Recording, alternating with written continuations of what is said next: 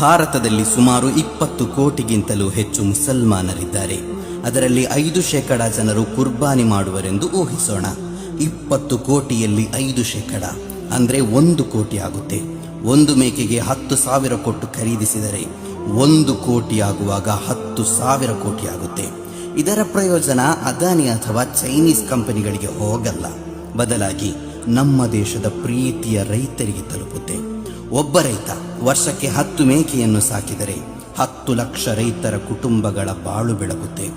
ಒಂದು ಮೇಕೆಯಲ್ಲಿ ಕನಿಷ್ಠ 20 ಕೆಜಿ ಮಾಂಸವಿದ್ದರೆ ಅದನ್ನು 20 ಬಡವರ ಮನೆಗೆ ನೀಡಿದ್ದಲ್ಲಿ 20 ಕೋಟಿ ಬಡವರ ಮನೆಗಳಿಗೆ ಮಾಂಸ ತಲುಪುತ್ತೆ.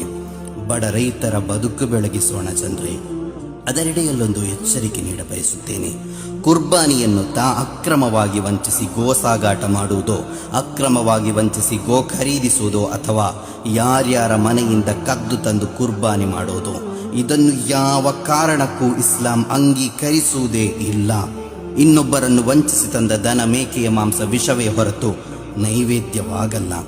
ಇನ್ನೊಬ್ಬರಿಗೆ ಅನ್ಯಾಯ ಮಾಡಿ ತಂದ ದನ ಮೇಕೆಯ ಮಾಂಸ ಸೃಷ್ಟಿಕರ್ತನಿಗೆ ಮಾಡುವ ಮಹಾದ್ರೋಹವೇ ಹೊರತು ತ್ಯಾಗವಾಗಲು ಸಾಧ್ಯವೇ ಇಲ್ಲ. ಜಾನುವಾರುಗಳಲ್ಲೂ ಸೃಷ್ಟಿಕರ್ತನನ್ನು ಭಯಪಡೋಣ ಜನರೇ.